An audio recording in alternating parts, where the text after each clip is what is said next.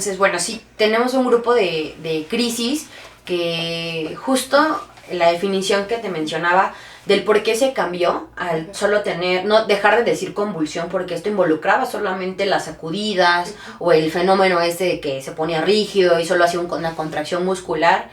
Se cambió el término de crisis epilépticas porque hay unas que son no motoras. Por ejemplo, el hecho solo del estar con frote de manos, o sea, alguien está platicando o está comiendo e inicia con esto, ¿no? Está frotándose las manos, chupeteo, son síntomas son síntomas que presentan los pacientes con crisis, pero no son las típicas, ¿no? Las motoras, estas sacudidas, ¿no? Otro tipo de crisis, por ejemplo, es que están platicando, inicia con fenómeno de búsqueda, sacan cosas, abren cajones, quieren salir, se ponen zapatos, ropa. ¿Y en ese momento pueden responder inclusive a una pregunta? No, eso es algo que también es como que hace este tipo de actividades, pero tan consciente de ponerse, de estar como bien o interactuando con el medio, no está tan completo porque finalmente está teniendo una descarga en su cerebro, ¿no? Pero si el paciente puede estar despierto y, oye, ¿qué haces? Y bueno, lo sigue haciendo, ¿no? ¿Qué otra cosa puede pasar? Es otro tipo de crisis como incluso muy complicadas porque, bueno, han pasado por muchas personas, muchos médicos y en realidad es lo que, ¿sabe qué, doctora? Hay momentos en los que dejo de ver, o sea, o veo negro y de ahí veo como lucecitas, veo los objetos como deformes, los veo de diferente color, veo animales que vuelan, veo que algo se está despegando del piso y se está moviendo hacia otro lado, o este fenómeno que, bueno, traducido al español es como Alicia en el País de las Maravillas, que como que caminan y sienten que el campo donde están ellos como viendo el campo visual, pues el camino se está haciendo como grande y pequeño, todo lo que está a su alrededor como que se está estirando, cambia de colores, como que la percepción visual se altera, ¿no? Entonces, estos también son crisis, ¿no? Tenemos que saber que todas estas áreas pues son áreas del cerebro, ¿no? Que ya en condiciones normales, ¿no? Son áreas que se encargan de hacer estas actividades en un paciente consciente, sin crisis, ¿no? Pero obviamente si la persona tiene afectada esa área, pues obviamente son las áreas, esa área pues cuando tenga una descarga anómala, pues va a presentar este tipo de síntomas, ¿no? Bueno, hablamos esto como las no motoras. Las motoras típicas las podemos dividir en muchas, pero para fines de aprendizaje, pues las típicas, ¿no? Que se pone rígido, que hace sacudidas pequeñas, hace sacudidas grandes o golpes grandes, que son las más como comunes, ¿no? Entonces, esas también llegan a ser focales porque solo se limitan a una parte del cuerpo, pero cuando ya empiezan o ya incluye tanto las piernas o brazos, incluyendo la cabeza, pues se llaman generalizadas, ¿no? Pues muy importante saber que la definición cambió para esto, porque pues ya con esta definición actual y el dividir a las crisis, las epilépticas, tanto motoras y no motoras, ayuda muchísimo a toda la población a poder acudir, ¿no? A una atención temprana. ¿Por qué? Porque todas estas crisis, tanto las focales, motoras y no motoras, pueden evolucionar a generalizadas, sí. Un ejemplo. Tengo una persona que, doctora, ¿sabe qué? Estaba moviendo las manos, frotándose las manos, platicábamos con ella y de repente empezó a frotarse las manos, chupeteo, de la nada le hablamos y de ahí ya tuvo la convulsión, ¿no? Eso es lo más común que nos llega, ¿no? Las dos son crisis epilépticas, solo que esta fue focal, no motora focal. ¿Y de ahí qué pasó? Como esa zona descargó tanto, se propagó en todo el cerebro, ¿no? Y eso fue lo que le causó la generalizada. Entonces la importancia de tratar y de saber diagnosticar las focales no motoras en un momento oportuno, pues nos previene pues tanto de que tenga las focales o que de las focales generalice, ¿no? Haga una generalizada. Ok, wow, creo que al final no solamente es convulsión, la crisis, se cae, ¿no? Sino que ya, por lo visto, pues la epilepsia es todo un mundo, ¿no? En ese sentido. Y bueno, al menos aquí me gustaría preguntarte qué tú observas, por ejemplo, ya en los pacientes que ya tienen su diagnóstico de epilepsia y en cuanto a la parte cognitiva, ¿qué es lo que tú nos puedes, desde el punto de vista ya neurológico, qué es lo que ustedes observan en esas fases? Es una pregunta como muy buena, pero hay que saber, bueno, ya hablamos de la definición que tienen los 3 puntos, ¿no? El punto A, que es las 2 crisis en un periodo más a 24 horas de separación no provocadas, una única crisis no provocada con un estudio que nos demuestra un 60% de riesgo y un síndrome epiléptico que lo vemos desde que pueden tener un recién nacido hasta una persona en edad, en adolescentes o de edad de inicio juvenil, ¿no? Pero también podemos clasificar la epilepsia por la causa, ¿no? Entonces, ¿por qué hablo de esto? Porque una vez sabiendo la causa, podemos saber si cognitivamente la persona, pues qué tanto va a ser el deterioro que pueda tener. Por ejemplo, no es lo mismo alguien, ¿no? Que también vamos a poner 2 contextos. Un recién nacido, todo bien, la mamá se cuidó a los 9 meses, nació a término en un hospital y por alguna causa, la que sea, no respiró al momento de nacer o tardó en respirar y tuvo que pasar como a una incubadora, ¿no? Esa secuela se da un término como hipoxia neonatal, ¿no? Que es presentar bajas concentraciones de oxígeno al nacer por diferentes causas. Entonces el cerebro de un recién nacido sufre en cuanto al desarrollo de la corteza, que es todo lo que cubre al cerebro, ¿no? Toda la masa del cerebro y pues en las partes que lo conforman, ¿no? Entonces, obviamente, desde este momento podemos saber si esta persona incluso puede crecer con un tipo de retraso psicomotor, ¿no? Y, bueno, hablando o cognitivo, ¿no? Un retraso cognitivo. Y que, pues, en realidad el grado lo vamos a saber hasta que evolucione, ¿no? O sea, que crezca, tenga, pues, ya un poquito más de conciencia. Y pues inclusive pues se dan cuenta en primaria o secundaria y entonces aquí en realidad pues va mucho el retraso cognitivo va de la mano con lo que la causa que tuvo, ¿no? Y el tiempo en el que presentó la hipoxia, porque alguien no es lo mismo alguien que haya estado segundos sin que le llegue oxígeno a alguien que ha estado más tiempo, ¿no? O sea, si llegó, no sé, un ejemplo, no llegó 10 segundos, alguien que le dejó llegar 30 segundos, obviamente esa persona pues va a crecer con más secuelas.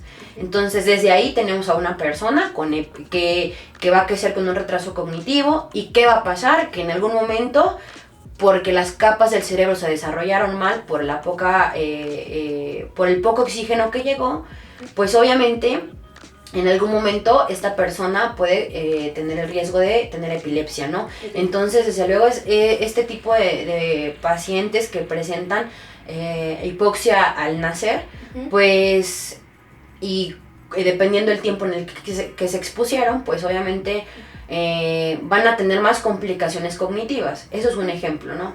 Otro ejemplo es alguien que cursó bien pues todo, ¿no? No tuvo ningún problema, por alguna cosa llegó a un hospital, por ejemplo, vamos a hablar en el peor de los casos, por un proceso infeccioso a nivel del abdomen y de urinario, llegó en condiciones muy graves y además pues tiene un factor de riesgo para complicarse más como es la diabetes. Llegó en estado de choque, que es un estado en donde órganos y sistemas ya no están regulando bien nuestro cuerpo y finalmente cae en paro cardiorrespiratorio, ¿no? Okay. Entonces, en ese caso, ¿qué pasa? Lo mismo, deja de llegar oxígeno, ¿no? Supongamos que esta persona tenga 40 años, entonces deja de llegar oxígeno y el cerebro sufre nuevamente, ¿no? Entonces, lo mismo, tenemos a una persona que sufrió una deprivación de oxígeno y pues prácticamente es porque dejó de llegar sangre del corazón al cerebro, ¿no?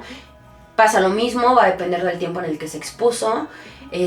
Algo que se ha visto mucho en este tipo de secuelas es que el cerebro joven se recupera más rápido de una persona joven, tiene más plasticidad que el cerebro de un adulto.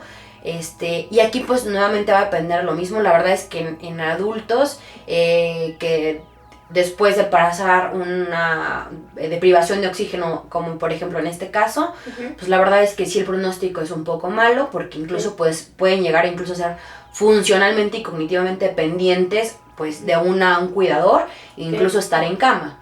Ese es como en casos de hipoxia, ¿no? En los extremos, ¿no? Pero supongamos que alguien tenga el diagnóstico de epilepsia más común en México, que es la epilepsia del lóbulo temporal, que es un tema bastante bonito y bastante complejo. La epilepsia del lóbulo temporal es que por alguna causa los lóbulos temporales son dos partes del cerebro que dan un tipo de información específica, sin embargo las capas son más delgadas que en otras partes, entonces son más susceptibles a hacerse más pequeñas, ¿no? O tener un número de células menor. Entonces si en alguna parte del lóbulo temporal, tanto del izquierdo, porque tenemos dos, izquierdo derecho, uno es más pequeño, es más susceptible a tener crisis epilépticas y pues bueno, desde luego tener epilepsia, ¿no? Que es la más común.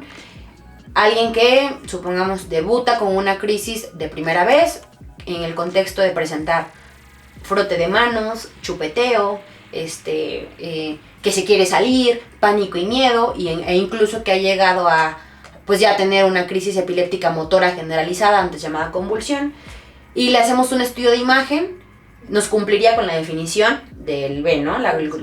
El segundo punto, ¿no? Y pues en el estudio de imagen vemos que tiene un lóbulo temporal más chiquito que el otro, por así decir. Eso se llama epilepsia lóbulo temporal. Ese es un tipo de epilepsia que en realidad si la controlamos de manera oportuna, damos un tratamiento específico, vemos cómo va la tasa de crisis del paciente, o sea, cuántas crisis tiene por mes, qué medicamento le va mejor, pues les va muy bien. Pero se ha visto que en este tipo de epilepsias cognitivamente pueden incluso manifestarse de manera simultánea con las crisis, como de...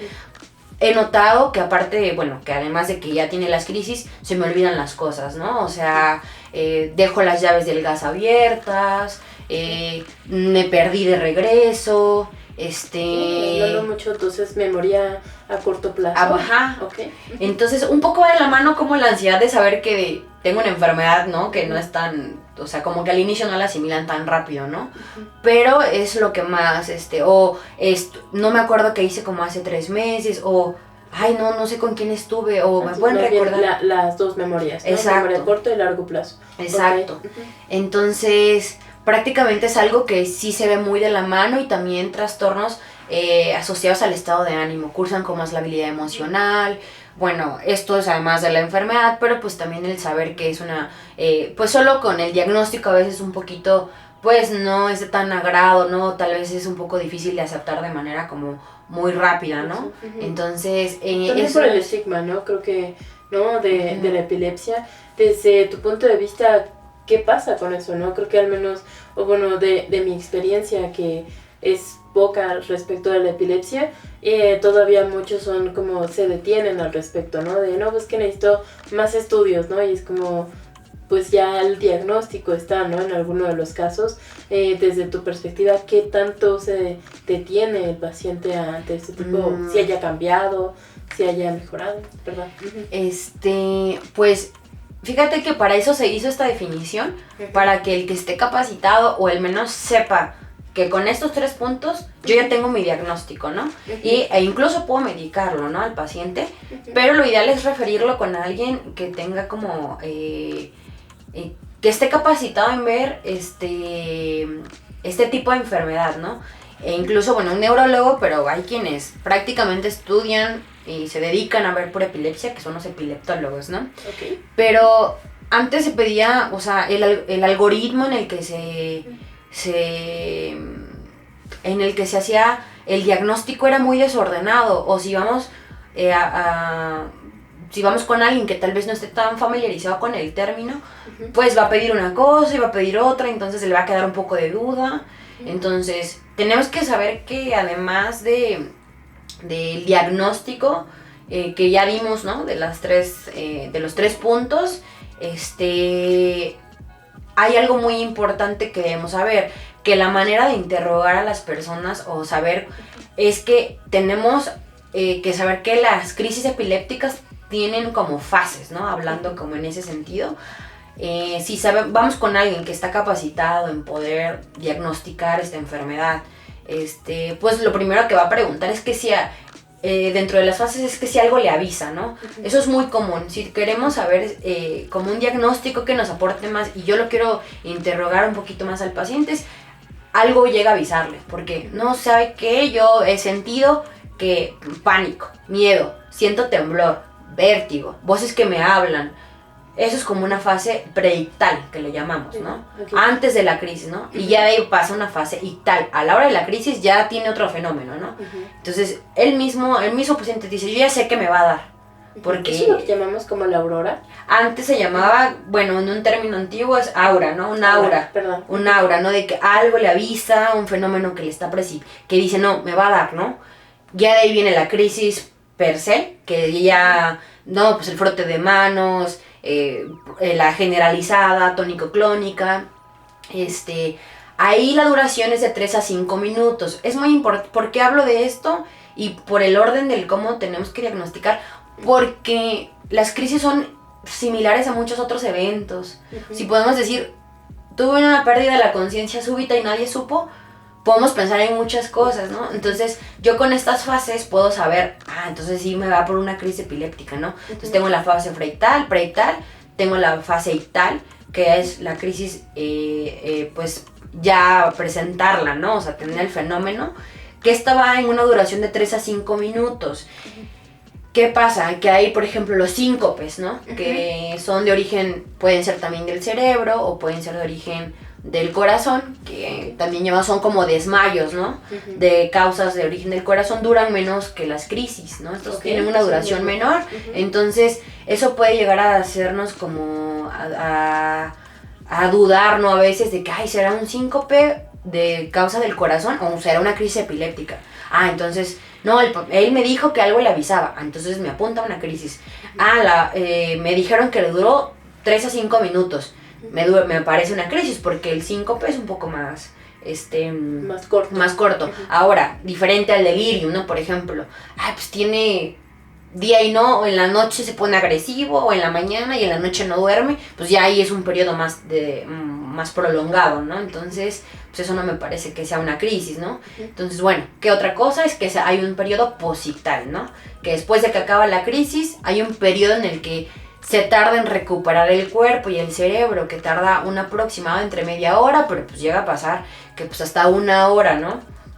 ¿Qué pasa? Bueno, eso también nos ayuda, ¿no? Mucho a diferenciarlo de un desmayo de origen del corazón. Por ejemplo, un síncope o desmayo del corazón pues, le dura 30 segundos y de nuevo la persona está como si nada. A diferencia de las crisis, ¿no? Entonces es importante que sepamos este orden de las fases y acudir con alguien que lo sepa, porque entonces entre que sí, entre que no, entonces algo muy importante es que, bueno, obviamente hablando como que alguien que tenga el diagnóstico de epilepsia y va a una escuela, va a un trabajo, pues siempre está como eso de que, tiene ese diagnóstico. O sea, hablamos como en el sentido laboral, si la persona es funcional y está controlada, no hay ningún problema, puede ser su vida cotidiana. Obviamente, si está descontrolado, si no se toma el tratamiento, pues desafortunadamente no. En muchos países está prohibido incluso que si no está controlado no se les da licencia de manejo. Aquí pues eso no se toma en cuenta. En Canadá tiene que pasar al menos 2 años con libertad de crisis para poder manejar y tener una licencia de manejo. Entonces, esto a mí me parece como algo muy importante porque pues aquí no tenemos como, solamente es como, tiene epilepsia y le dan ataques, ¿no? Y ya, ¿no? Entonces tenemos que saber pues que no es algo que él provoque, no es algo psiquiátrico, es algo que en su cerebro le está ocasionando una descarga anómala y pues esto va en relación del tratamiento y del tipo de epilepsia que tenga, el qué tanto pueda él ser funcional en un periodo de tiempo y pues obviamente eso no puede limitar ni la convivencia ni que sufra una discriminación, que eso sí es muy común también.